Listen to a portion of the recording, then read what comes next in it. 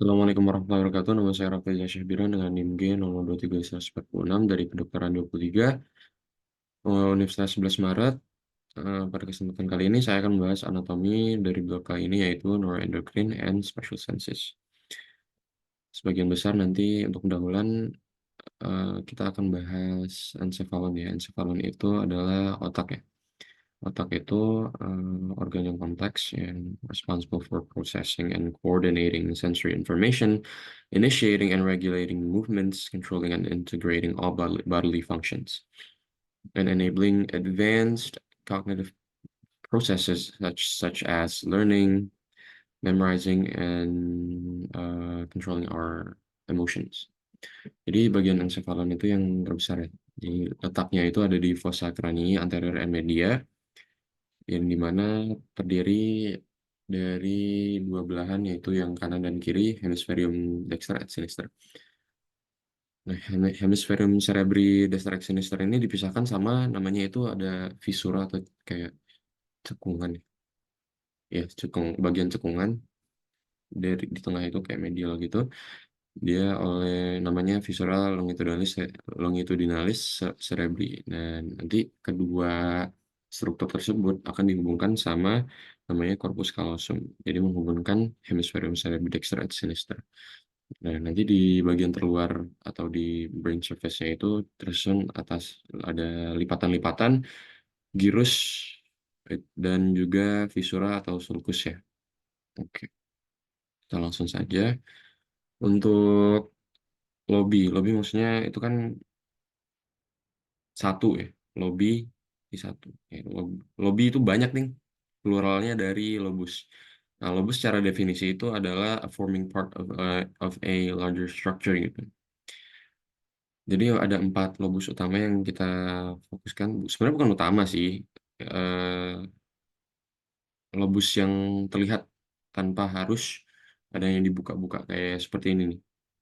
Nah, itu ada lobus frontalis, parietalis, occipitalis, dan juga temporalis. Nah, kalau kita ingin, sebenarnya ada 2 lobus lagi, yaitu lobus insulae sama limbicus, tapi kita harus membuka kayak certain part of the brain gitu. Jadi ini kalau bisa kita lihat, ini ada lobus insulae ya, tapi ini nggak tahu deh, nggak ada lobus limbicusnya.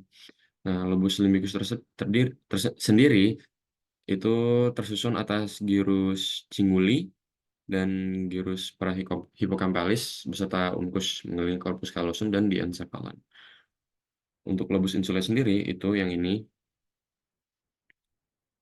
dia tersembunyi ya di dasar visura lateral cerebri. Dia akan tertutup oleh yang namanya gyrus frontalis anterior. Jadi ada di bagian-bagian sini gyrus frontalis anterior. Oke, itu untuk lobusnya. Lalu untuk sulcus at visura, seperti yang saya sudah jelaskan, sulcus itu adalah bagian cekungan yang memisahkan lobus-lobus tadi yang sudah saya jelaskan. Perlu kita fokuskan itu ada 4 ya. Ada sulcus centralis atau visura Rolandi, sulcus lateralis, atau visura Sylvius. Terus lanjut ke sulcus parieto-occipitalis dan juga sulcus calcarina ya, visura calcarina. Itu untuk sulcus dan visura-visuranya. Oke, oke, lanjut saja ke Brodmann's area. Nah, ini masing jadi namanya Brodmann's area ini jadi dia masing-masing Brodmann's area ini memainkan peran kunci dalam fungsi-fungsi otak yang kompleks dan terintegrasi ya. Memungkinkan untuk pemrosesan dan respon yang efisien terhadap berbagai jenis informasi sensorik maupun kognitif. Yang pertama itu dia ada area 312, bukan 123 ya. 312 itu Brodmann's 312 terletak di lobus parietalis, udah dijelasin yang tadi, di gyrus postcentralis. Ini berfungsi untuk korteks somatosensorik primer ya. Jadi menerima aferen sensorik dari reseptor somatik dan proprioreseptif di seluruh tubuh. Dia akan berperan dalam persepsi sensoris, sentuhan, tekanan, temperatur, panas atau dingin, dan proprioreseptif untuk keseimbangan tubuh. Lalu untuk area keempat yang terletak pada sama lobus frontalis tapi gyrus presentralis. Kalau ini kan postsentralis, di depan post, ini eh balik ya. Oh ini eh pre itu di belakang, berarti post itu depan ya. Balik lagi. Itu di belakang, itu di depan, post itu di belakang. Sorry. Jadi untuk fungsinya sendiri ini adalah korteks motorik primer mengontrol gerakan motorik volunter. Gerakan-gerakan volunter seperti tangan saya ini, ya, itu digerakkan oleh yang mengaturnya itu Brodmann's area of 4. Dia akan menggerakkan motorik volunter melalui jalur corticospinalis seperti itu. Lalu ada area 5 dan 7, dia terletak pada lobus parietalis yang superior yang berfungsi untuk korteks asosiatif sensorik, terlibat dalam integrasi multisensorik terutama dalam pengolahan informasi spasial dan juga gerakan. Seperti itu. Lalu untuk area 6 atau pada premotor cortex dan supplementary motor area ini kan premotor sama supplementary motor area. Dia kayak sekundernya untuk motorik gitu loh. Terletak pada lobus frontalis di anteriornya si area 4, berfungsi untuk korteks premotor dan juga area motorik tambahan, penting untuk perencanaan gerakan, koordinasi motorik, dan kesiapan motorik untuk pergerakan kita. Lalu kita langsung saja ke ini primary visual area atau area 17 yang terletak pada lobus occipitalis di sekitar sulcus calcarina yang tadi saya sudah jelaskan ya. Ini sesuai namanya, bisa dilihat ini untuk hmm, korteks visual yang primer ya. Visual yang primer, dia akan menerima informasi visual dari retina melalui jalur geni genikulokalkarina, penting untuk persepsi visual dasar. Nanti untuk penerimaan cahaya sampai ke otak gitu nanti akan saya jelaskan di belakang. Lalu di dekat-dekat area 17 ada area 18 dan 19. Ini untuk visual sekundernya ya. Letak di lobus occipitalis juga sama. Dia korteks asosiatif visual menginterpretasikan dan memproses informasi visual kompleks seperti warna, bentuk, dan juga gerakan. Lalu kita langsung saja ke depannya, ada namanya ini Wernicke's area. Ada 39, 40, dan juga 22 ya. Terletak di lobus temporalis yang superior, posterior, gyrus angularis, juga pada gyrus supramarginalis. Fungsinya untuk apa? Ini tuh untuk pemahaman bahasa. Penting dalam pemrosesan dan interpretasi bahasa lisan dan tulisan juga.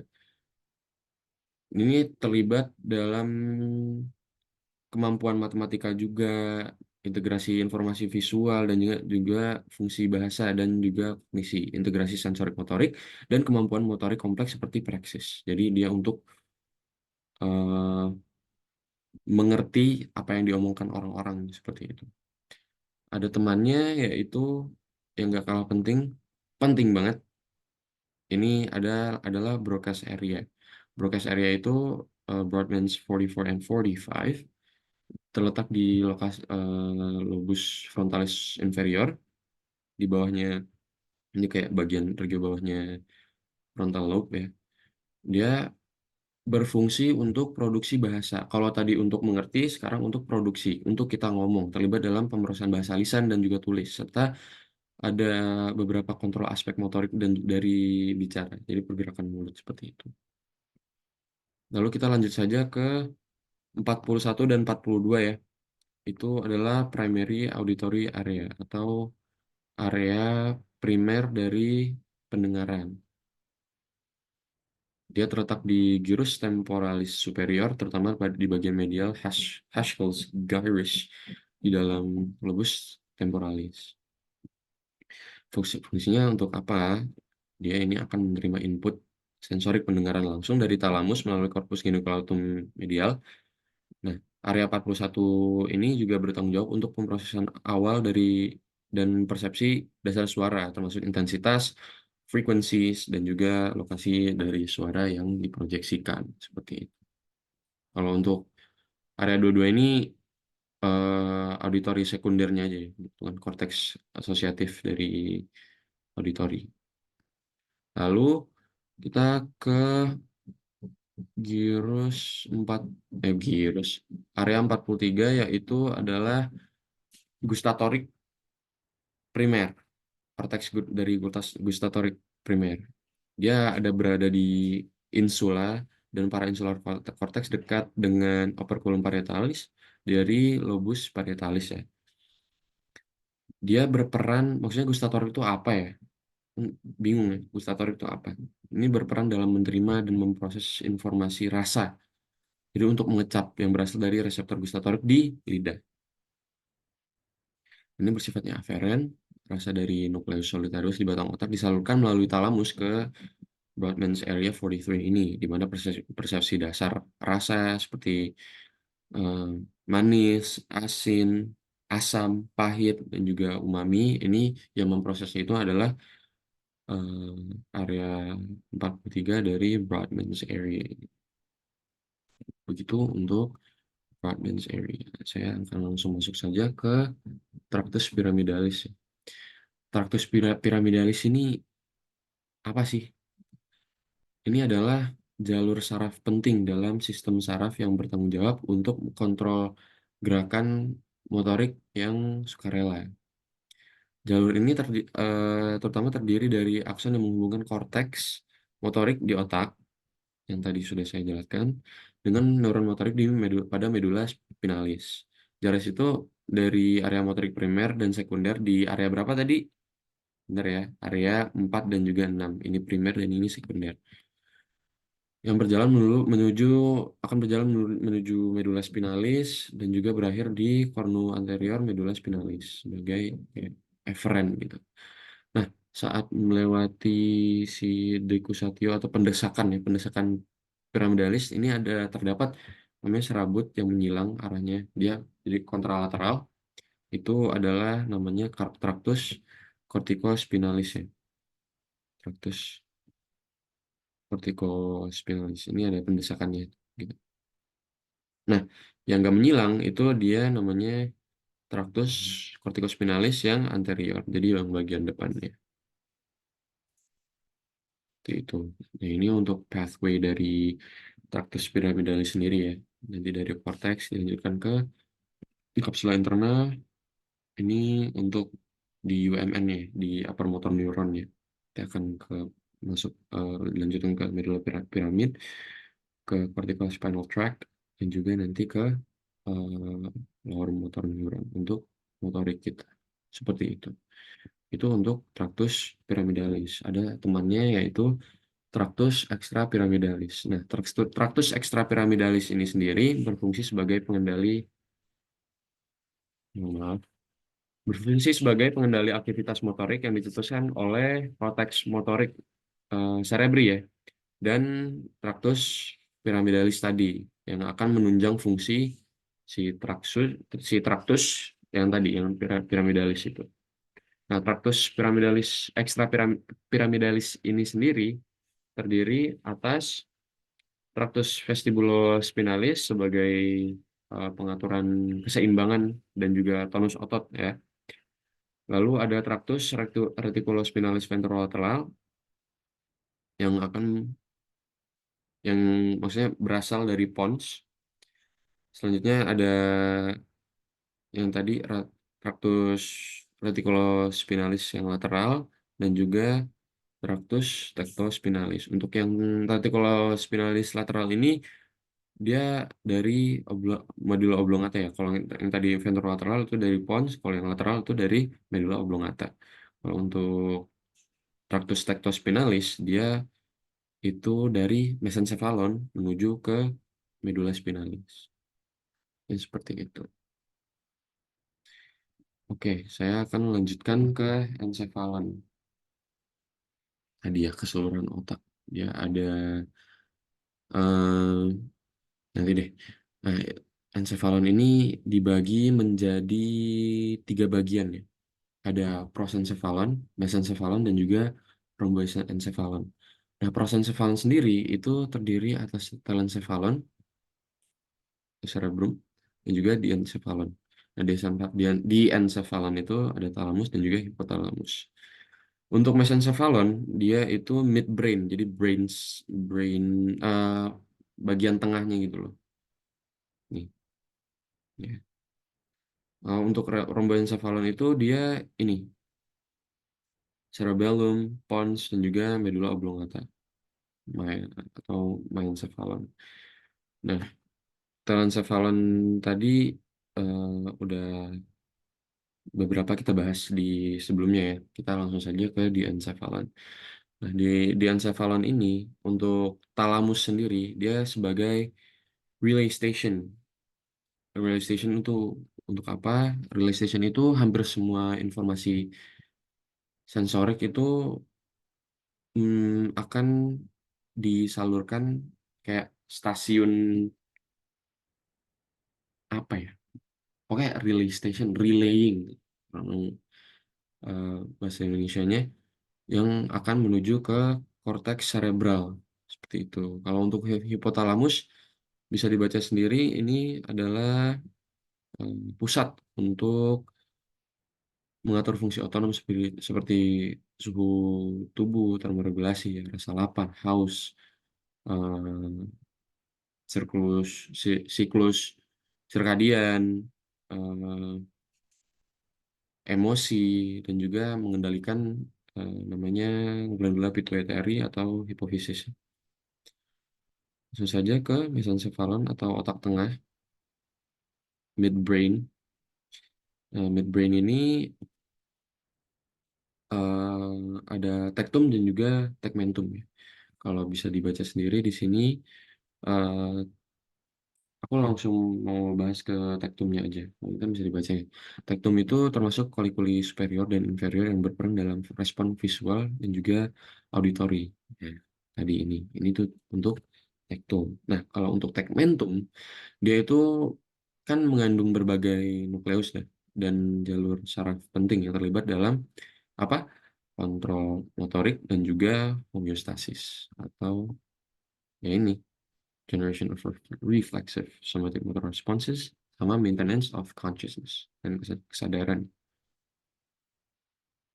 Ya, langsung saja ke brainstem.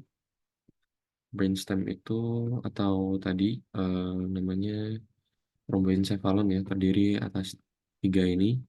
Aku ingin bahas yang medulla oblongata terlebih dahulu.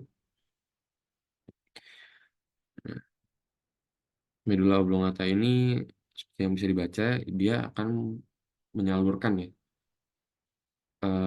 informasi sensorik ke talamus. Nah, talamus sebagai relay station tadi. Nah, medulla oblongata ini juga mengontrol fungsi vital seperti kayak pernafasan, denyut jantung, sama blood pressure. Kalau untuk pons, dia nge-relay sensory information ke cerebellum ini dan juga talamus. Ya, pokoknya kayak sebagai penghubung berbagai bagian otak nah. Nah, ini tuh berperan juga dalam pengaturan tidur, pernafasan, dan juga refleks dari wajah. Seperti itu. Nah, yang terakhir itu ada cerebellum atau kita biasanya bilang itu otak kecil ya. Otak kecil ini terletak apa sih? Terletak di bawah cerebrum dan juga di belakang si brainstem ini, batang otak. Dia itu untuk mengatur koordinasi gerakan, bisa keseimbangan bisa, dan juga tonus otot juga bisa ya, berperan dalam eh, apa ya, pembelajaran motorik dan juga biar gerakannya itu agak halus sedikit gitu. Keterampilan motorik yang halus seperti itu. To adjust outputs of other somatic motor centers in brain and spinal cord. Seperti itu untuk encephalon. Nah, lanjut saja, ini nanti lanjutnya kemana?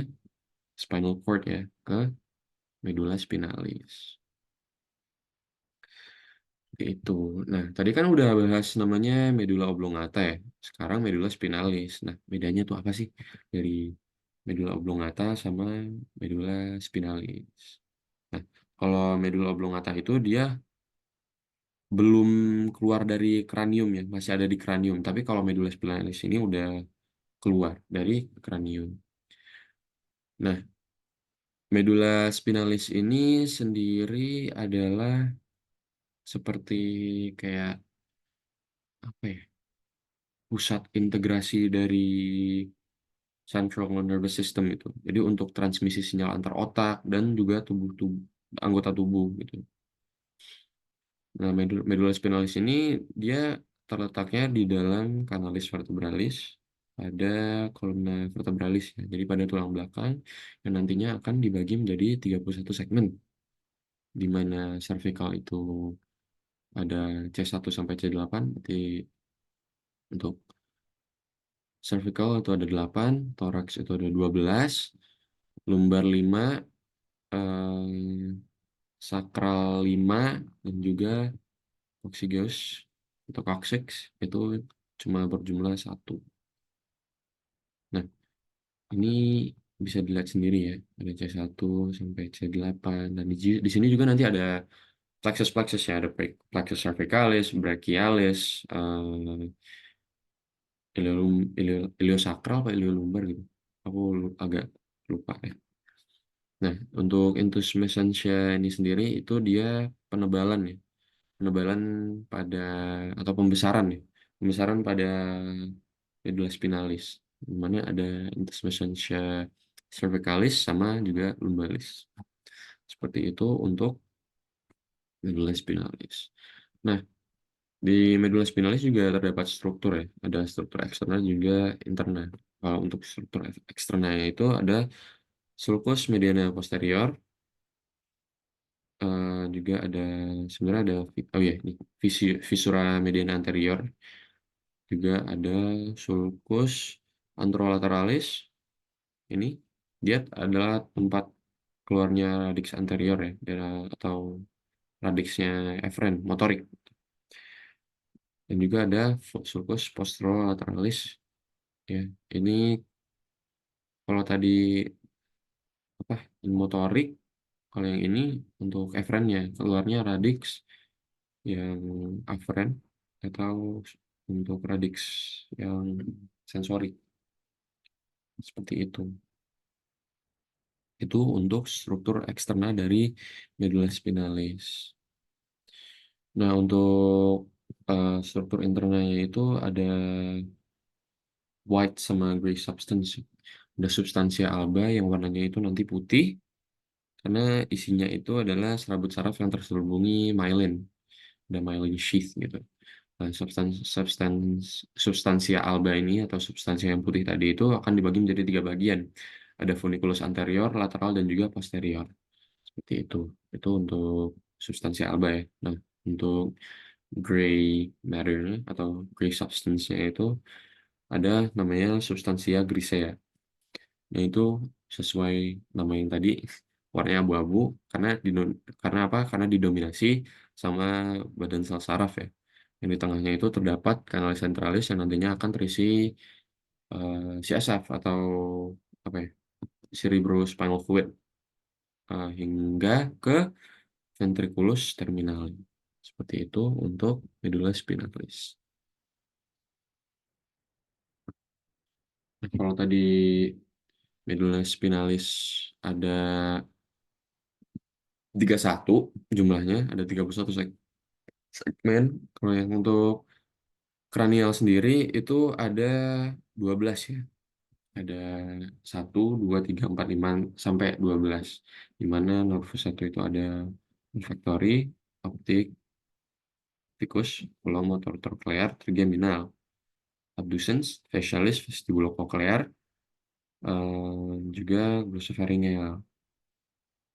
Selanjutnya itu ada 10 10 apa teman-teman?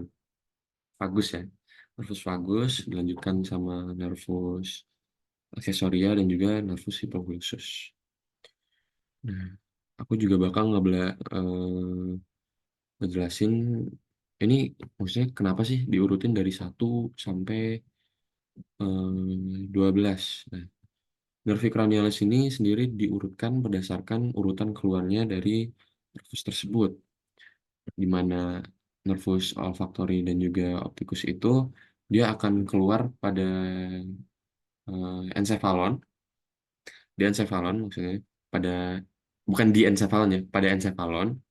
Sementara 3, 4 eh, sampai 12 itu akan keluar melalui trunkus cerebri, di mana nervus oculomotorius sama trochlear ini akan keluar pada mesencephalon, terus eh, nervus 5, 6, 7, 8 itu akan keluar pada pons, dan juga selanjutnya 9, 10 sampai 12 itu akan keluar pada medula oblongata. Oke, kita fokus ke nervusnya satu persatu ya. Untuk nervus olfaktorius atau nervus cranial yang pertama itu untuk tempat keluarnya itu di lamina cribosa os ethmoidalis ya. Fungsinya untuk ya karena ini di hidung kan ya untuk sensori indera penciuman ya. Lalu kita ke nervus opticus, dia itu keluarnya di canalis opticus yang berfungsi untuk apa ya? Untuk melihat, sensori penglihatan seperti itu. Untuk nervus oculomotorius, dia bakal keluar di visura orbitalis superior yang berfungsi untuk motorik untuk sebagian besar otot mata ya. Namanya juga okulomotor, okular motor gitu. Motoriknya si mata untuk dia bisa kontrol kontriksi pupil melalui serat serat serat parasimpatik ya. Kalau nggak salah parasimpatik. Harusnya benar. Nah, untuk nervus trochlear ini akan keluar di visura orbitalis superior. Sama kayak tadi, eh, dia untuk motorik otot oblikus superior yang akan menggerakkan mata ke bawah dan juga keluar, maksudnya ke samping-samping seperti itu. Nah, untuk nervus trigeminal, dia tempat keluarnya kan kalau trigeminal itu ada percabangannya lagi ya. Ada 5 cabang 1, 5 cabang 2, 5 cabang 3, di mana nervus trigeminal cabang 1 atau nervus ophthalmicus ini akan keluar pada visura orbital superior, di mana kalau 5 cabang 2 atau nervus maxillaris dia akan keluar pada foramen rotundum, pada eh, ini ya, rotun nggak ada ininya ya. Lalu untuk 5 cabang 3 atau nervus mandibularis dia itu akan keluar pada foramen ovale. Fungsinya untuk apa? Ini fungsinya untuk sensori dari wajah ya. Sensori dari wajah, sinus, gigi, dan juga gigi. Nah, itu juga berfungsi untuk apa ya? Otot yang mengunyah lah pokoknya. Kayak mastikasi, masticating gitu. Untuk mengunyah. Lalu kita ke nervus selanjutnya yaitu nervus abducens. Ini, sorry, ini tadi. Nervus abducens ini keluarnya pada visura orbitalis superior, berfungsi untuk otot rectus lateralis ya pada mata. Nanti akan saya jelaskan di belakang-belakang. Mungkin kan gerakan mata ini ke samping gitu, atau abduksi itu. Lalunya kita lanjut ke nervus ke-7, Astagfirullahaladzim, atau nervus facialis. Dia akan keluar pada foramen stylomastoideum ya, berfungsi untuk motorik untuk eh, namanya juga fasial, jadi untuk kontrol ekspresi wajah ya. Eh, Nanti serat parasimpatiknya untuk kelenjar lakrimal atau kelenjar air mata dan juga kelenjar liur ya. Nah, ini juga untuk sensori indera perasa pada 2/3 anterior lidah. Seperti itu untuk nervus facialis. Nah, untuk nervus selanjutnya adalah nervus vestibulocochlear. Nah, bisa kita lihat di sini, jadi ada cochlear sama sistem vestibularis ya, atau ada namanya kanalis semicircularis untuk eh, keseimbangan tubuh itu. Nah, ini nanti nervus 8 ini akan keluar pada meatus acousticus internus ya, dan berfungsi untuk pendengaran juga karena pada telinga ya. Selanjutnya pada nervus 9 ya ini. Nervus 9 adalah nervus glossopharyngeus. Dia akan keluar pada foramen jugular. Berfungsi untuk apa? Untuk sensori lidah, indera rasa lah pokoknya. Pada sepertiga posterior lidah. Dan juga untuk motoriknya itu dia akan mengatur otot faring. Tapi otot-otot faringnya ya otot-otot yang tertentu aja gitu. Nah, ini juga serat parasimpatik ya untuk kelenjar parotis, glandula parotis. Astagfirullahaladzim. Lanjut ke nervus vagus, yaitu nervus ke-10 yang nanti keluarnya sama kayak nervus 9, yaitu pada foramen jugular.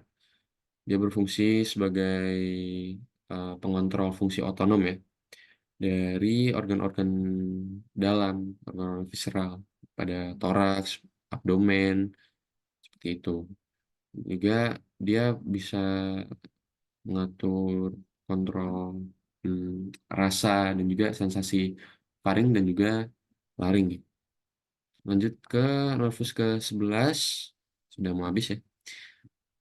Nervus ke-11 itu nervus aksesorius, dia akan sama, keluarnya sama kayak 9, 10, 11 ini, dia sama-sama keluar di foramen jugular ya. Dia berfungsi untuk motorik pada otot ini, SCM atau sternocleidomastoideus dan juga trapezius. Dia ya karena letaknya di situ ya untuk menggelakar leher dan juga bahu ya. Selanjutnya pada nervus 12 atau nervus cranial hypoglossus, dia bakal keluar di kanalis cervihipoglossi ya. Yang berfungsi untuk motorik otot-otot lidah ya, yang penting untuk berbicara, mengunyah, dan juga menelan. Itu untuk nervi cranialis. Ya, kita akan langsung saja ke em, sistem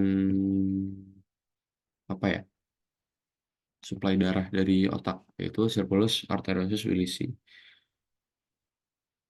Oke, jadi aku mau jelasin fungsinya terlebih dahulu. Jadi fungsinya ini adalah untuk regulasi aliran darah ke otak. Dia akan memastikan supaya darahnya adekuat. Jadi ke semua bagian otak itu rata gitu. Adekuat lah pokoknya apa ya? Adekuat itu mencukupi lah. Nah, distribusi darah ini juga dapat disesuaikan sesuai kebutuhan metabolik juga metabolik si jaringan otaknya. Lalu eh, selain regulasi aliran darah ke otak, dia juga bisa sebagai cadangan aliran darah. Jadi ini sebagai jalur alternatif untuk aliran darah aja sih. Jadi, kalau misalnya amit-amit ada penyumbatan atau penurunan aliran darah itu pada salah satu arteri utama. Nah, ini juga Circulus arteriosus ini juga bakal mengurangi resiko iskemik dari otak ya, dan juga cerebrovascular accident atau stroke. Jadi itu. Nah, komponen-komponen utamanya ada, ini bisa dilihat sendiri ya. Kita dari sini dulu ada anterior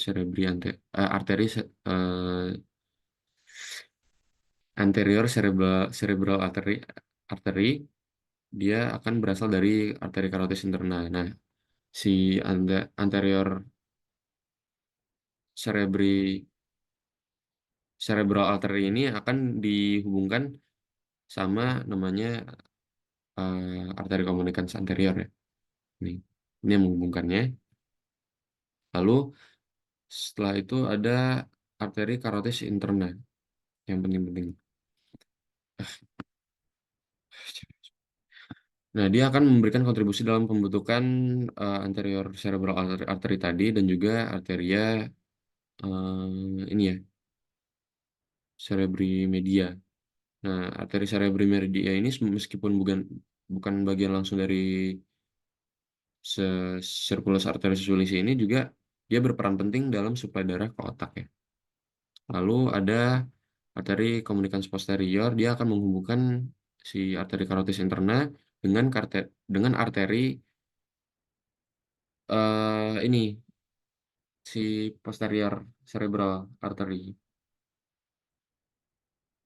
Nah, arteri posterior cerebral artery ini berasal dari arteri basilaris. Nah, arteri basilaris ini sendiri dibentuk oleh penggabungan arteri vertebralis kayak yang Dexter, Sinister ya. Dia akan arteri basilaris sendiri ini akan berkontribusi pada pembentukan si posterior cerebral artery tadi. Nanti akan bercabang-cabang lagi ada arteri arteria labyrinthine, ada ya ini pokoknya bisa dibaca sendiri ya. Untuk circulus arteriosus Wilisi. Nah, ngomong-ngomong tadi kita kan udah bahas mata ya. Hmm, mata cara tadi udah saya janjikan di depan saya akan membahas eh, pathway dari kita penerimaan cahaya hingga ke otak melalui media refrakta ini. Nah, media refrakta itu ada apa aja sih? Ada kornea, aqueous humor, lensa, dan juga vitreous humor. Nah, aqueous humor ini dia dihasilkan sama proses ciliaris, ya, proses ciliaris. Aqueous humor ini dikeluarkan menuju kamera okuli posterior, menuju kamera okuli anterior, dan pada didrainase ke sinus venosus sclerae. Nah, aqueous humor ini dia berperan dalam IOP ya, atau intraocular pressure atau tekanan bola mata. Nah, kalau untuk vitreous humor, dia itu berada di corpus vitreous ya. Allah, corpus vitreous. Nah, pada corpus vitreous sendiri, dia terdapat kanalis hyaloid yang merupakan sisa dari arteri hyaloid yang merupakan pembuluh darah embrional untuk vaskularisasi dari si lensa ini atau salah satu bagian dari media refrakta. Oke, seperti itu. Nah, untuk pathway-nya sendiri, nanti, oke, gini aja deh, langsung mulai ini aja ya. Pokoknya kita kan menerima akses masuknya mata kita itu kan retina ya. Dari retina nanti terdiri dari dua jenis fotoreseptor ya, ada sel konus dan juga sel basilar yang merupakan neuron yang pendeteksi cahaya. Nah, di mana sel basilar ini akan terletak pada pinggiran atau perifernya si retina. Dia akan memproses tingkat cahaya rendah dan juga gerakan.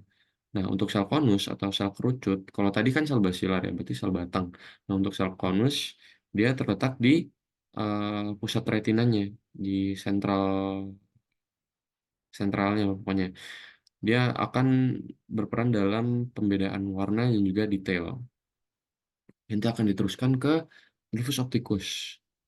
Nervus opticus ini akan mengirimkan informasi visual dari retina ke otak.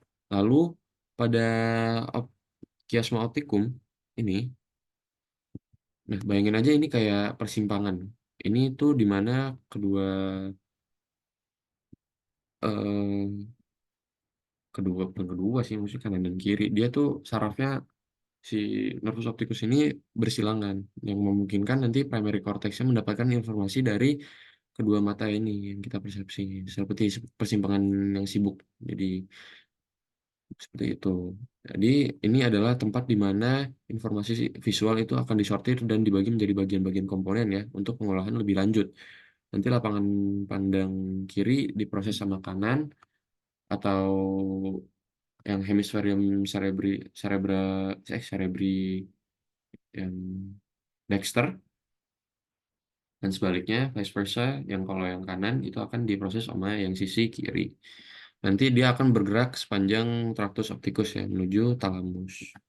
Lalu pada ini nukleus geniculatum pada talamus dia gimana ya? Bayangin aja ini kayak pagar ya, pagar tol lah. Pagar tol pusat semua informasi sensorik berhenti untuk masuk. Nah, dari sini dia informasi visualnya itu akan diorganisir dari retina dan dikirimkan ke primary cortex seperti jalan jalan raya gitu. Nah, dia akan ada di ada satu di setiap sisi talamus. Seperti itu. Nanti akan dilanjutkan ke optic radiation. Nah, hampir selesai ya. Maksudnya perjalanan visual pathway-nya gitu. Nah, radiasi eh, optik optic radiation ini adalah akson ya atau serat saraf yang mengirimkan informasi visual ke visual cortex kita. Nah, nanti di visual cortex itu em, di mana gambarnya akan diterima dari retina mulai diproses gitu. Nanti visual cortex memiliki 6 lapisan ya, dan merupakan awal dari proses otak dan dalam menafsirkan dan mengenali apa yang Anda lihat itu, yang kita lihat. Dalam lapisan-lapisan ini, persepsi kedalaman diproses dan bentuk, warna, dan gerakan juga akan dipersepsikan gitu. Jadi kita bisa melihat. Itu untuk pathway atau perjalanan cahaya ya di sistem optik kita. Lanjut, kalau tadi kan mata ya, kita lanjut ke pergerakannya. Maksudnya eye movementnya itu dikontrol sama apa ya? Dikontrol sama otot apa aja gitu.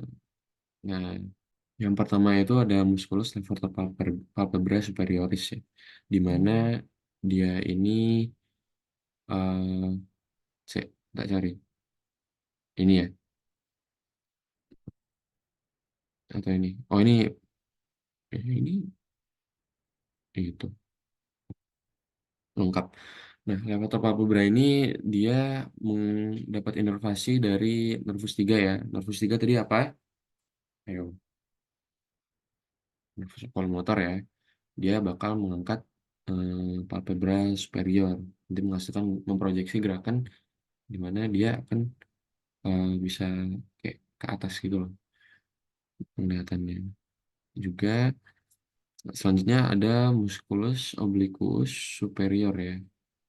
Dia ini akan mendapatkan inervasi dari nervus nervus 4 ya. Nervus atau nervus trochlearis. Dia akan memproyeksi gerakan abduksi, depresi, dan juga rotasi medial dari mata. Selanjutnya ke obliquus inferior. Nah, kalau tadi kan ini sendiri tuh di inervasi sama nervus 4. Tapi kalau yang inferiornya itu dia di inervasi sama nervus 3 atau nervus oculomotorius, di mana dia akan memproyeksi gerakan abduksi, elevasi, dan juga rotasi lateral jadi ke samping. Itu. Lanjut ke rectus ya. Nah, rectus ini ada lengkap ya, ada superior, inferior, medial, dan juga lateral. Nah, kita bahas di rectus superior dulu. Dia diinervasi sama nervus 3 akan memproyeksi gerakan abduksi, elevasi, dan juga rotasi medial. Kalau untuk yang inferior, dia sama diinervasi sama nervus yang sama, nervus 3, dia akan eh, memproyeksi gerakan. Kalau tadi kan abduksi, kalau sekarang aduksi. Aduksi, elevasi, dan juga rotasi medial dari mata. Nah, kalau untuk yang medial atau berarti kalau ini kan kalau kita medial berarti ke sisi tengah tubuh ya. Kalau lateral kan ke luar tubuh gitu. Nah, kalau medial ini dia akan menghasilkan gerakan aduksi aja gitu. Nah, untuk yang lateral dia beda sendiri nih di inervasinya sama nervus abducens atau nervus ke-6 saraf kranial ya. Dia akan memproyeksi gerakan apa namanya? Abduksi, abduksi aja seperti itu. Untuk otot otot-otot ekstraokuler. Nah, kita akan masuk ke sistem saraf otonom atau yang kita biasa kenal itu kan ada simpatis sama parasimpatis ya. Nah, aku pengen bahas perbedaannya aja nih. Nah, untuk perbedaannya sendiri, kalau untuk simpatik itu kan pernah dengerin nggak sih kayak fight or flight. Kalau yang parasimpatis itu rest and digest gitu. Jadi kalau yang simpatik ini dia hmm, nanti deh tak kasih contoh di belakang. Kita bahas ini dulu. Kalau yang efek fisiologis, kalau tadi simpatis itu fight or flight, kalau yang parasimpatis itu dia rest and digest ya. Untuk distribusinya sendiri, kalau yang simpatis ini dia di keluar pada thoracolumbar ya. Dia itu dapat di kulit, kelenjar keringat, ada atau glandula sebasea, musculus erector pili, jaringan adiposa, otot pangkas pembuluh darah. Sedangkan yang parasimpatis, dia itu terbatas pada kepala dan organ di toraks, abdomen, dan juga panggul, juga pembuluh darah, beberapa pembuluh darah pokoknya. Nah, kalau yang parasimpatis ini dia keluarnya pada kraniosakral ya. Nah, untuk lokasi preganglioniknya ini, kalau untuk simpatis, dia itu terletak pada cornu lateralis atau nucleus intermediolaterales, cornu lateralis medulla spinalis atau NIL CLMS. Segmen medulla spinalis, segmen dari T1, maaf, sebentar. T1 sampai L2, dari T1 sampai L2, dari torasi 1 sampai lumbal ya. Makanya dia keluar di thoracolumbar tadi yang udah aku jelasin. Kemudian dia menuju ganglia truncus sympathicus atau ganglion eh, prevertebralis. Kalau untuk parasimpatis, dia itu lokasi preganglioniknya itu pada nukleus saraf kranial 3, 7, 9, dan juga 10 otonom ya. Dan juga substansia grisea medulla spinalis segmen sakral 2 sampai sakral 4. Makanya dia kraniosakral menuju ke ganglion terminalis. Kalau untuk panjang aksonnya sendiri, simpatis ini dia itu preganglioniknya itu pendek, sedangkan postganglioniknya itu dia panjang. Kalau untuk parasimpatis itu kebalikannya, dia preganglioniknya neuron preganglionik preganglioniknya aksonnya panjang, tapi kalau yang postganglioniknya itu aksonnya pendek, seperti itu. Kalau untuk neurotransmitternya, sistem saraf simpatis dia melepaskan asetilkolin ya. Sedangkan neuron yang kalau yang asetilkolin itu kan untuk yang preganglioniknya. Tapi kalau untuk postganglioniknya dia akan melepaskan NE atau norepinefrin. Nah, sedangkan parasimpatis ini dia mau pre sama postnya itu pasti melepaskan asetilkolin seperti itu. Nah, untuk beberapa contoh kan tadi fight or flight ya, lawan atau kabur gitu. Simpatis ini contohnya itu ada dia tuh meningkatkan heart rate ya. Heart rate meningkat berarti sistem saraf simpatisnya lagi bekerja ya. Jadi kekuatan dan kecepatan kontraksi meningkat, jadi vasokonstriksi, blood pressure juga ikutan naik. Pas kita napasnya kayak habis lari nih, kejar-kejar anjing nih, terengah-engah gitu, engap gitu, itu kan bronkodilatasi ya. Jadi biar udara itu banyak yang masuk. Selanjutnya ada apa ya? Berkeringat juga yang berperan untuk simpatis, ejakulasi, dan sebagainya. Nah, kalau untuk parasimpatis, itu kan rest and digest ya. Mengistirahatkan tubuh atau dan bukan atau ya, dan mencerna.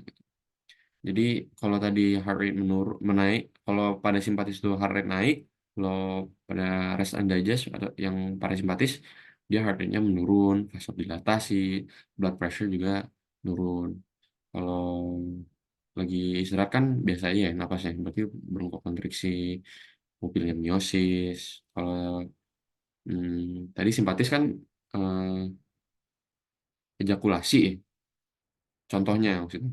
Oh, parasimpatis ini ereksi seperti itu. Untuk perbedaan dari sistem saraf simpatis dan juga parasimpatis. Oke, selanjutnya saya mau menjelaskan, tadi kan kita udah bahas ini ya, nervi cranialis ya, ada 12. Nah, sekarang saya ingin menjelaskan modalitasnya, modalitinya. Yang perlu kita tahu adalah maksudnya aferen sama eferen yang kita lihat di sini itu merupakan arah rangsangannya. Jadi kalau aferen, aferen itu rangsangannya berjalan dari reseptor organ ke CNS atau Central Nervous System. Tapi kalau eferen itu dari pusat saraf ke efektor, gitu. Ke efektor organ seperti itu. Ada 7 tipe ya. Di sini bisa kita lihat sendiri ada 7 tipe modalitas atau komponen dari nuklei nervicranialis. Yang pertama itu adalah GSE atau General Somatic Efferent. Dia itu motorik untuk otot skelet, untuk otot pergerakan umum. Kalau general, oh ya, untuk general itu umum ya. Kalau untuk special itu kayak, ya namanya special lah khusus lah, gitu. Nah, untuk selanjutnya itu ada GVE atau General Visceral Efferent. Dia itu untuk autonom parasimpatis, kelenjar dan juga pupil. Nah, sedangkan yang special visceral efferent, dia ini motorik ya, motorik untuk otot skelet yang berasal dari branchial arch. Dia untuk otot mastikasi gitu, otot pengunyah, mimik muka, SCM, trapezius, otot laring dan juga faring. Kontrolnya itu. Selanjutnya pada general visceral efferent ini dia untuk sensorik pada organ visceral ya. Jadi untuk nyeri, suhu, raba, tekan, seperti itu. Nah, untuk SVA atau Special Visceral Afferent, karena dia afferent, berarti dia dari reseptor ke CNS ya. Untuk SVA sendiri dia itu kayak untuk indera khusus pada derivat gastrointestinal tract ya. Jadi untuk penciuman, pengecapan, ini tuh pokoknya berperan penting dalam apa ya, pengecapan gitu. Makanya ada hubungannya sama makanan deh. Selanjutnya ini ada salah ya, ini special feature salah. SVA-nya ada 2, langsung GSA atau General Somatic Afferent. Di mana General Somatic Afferent ini dia itu untuk sensori tubuh ya. Jadi nyeri, raba, suhu, tekan, gitu. Untuk GSA ini. Nah, untuk SSA atau Special Somatic Afferent ini, dia untuk sensori dari indera khusus dari tubuh atau somatosensori gitu. Dia meliput visual, keseimbangan, pendengaran, yang dimana SSA ini nggak ada hubungannya sama makanan ya. Beda sama kayak SVA tadi, yang banyak hubungannya sama makanan. Nah, untuk tadi kan nervus cranialis sudah kita bahas ya, ada 1 sampai 12 ya, ada olfaktorius. Nah, modalitasnya itu bisa dibaca sendiri ya. Kalau untuk nervus 1 atau nervus olfaktorius, dia modalitasnya cuma Spatial Visual Afferent atau SVA, nervus opticus dia SSA, oculomotoris dia GSE sama GVE, eh, apa nervus tocalis itu GSE, trigeminus SVA sama GSA, nervus abducens dia GSE, nervus facialis GVE, SVE, SVA, GCA, GSA, vestibulocochlearis dia ada SSA. Nah, nervus 9 sama 10 ini banyak tapi sama, dia GVE, SVE, GVA, SVA sama GCA, GSA. Kalau untuk nervus accessorius dia SVI saja, dan juga nervus yang 12 atau hipoglossus dia dapat modalitas GSE. Seperti itu untuk modalitas dari nervus cranial. Berikut adalah daftar pustaka yang saya gunakan dalam merangkum dan membuat PPT ini. Ada beberapa dari Netar ya, beberapa dari Sobota, ya, dan seterusnya. Seperti itu. Baik, untuk penjelasan saya hari ini untuk Neuroendocrine and Spatial Sensory Anatomy sudah berakhir. Saya mohon maaf apabila banyak ada salah kata. Semoga bisa lebih baik ke depannya. Semoga kita semua diberikan kesehatan dan juga kenikmatannya. Alhamdulillah sudah selesai. Terima kasih. Wassalamualaikum warahmatullahi wabarakatuh.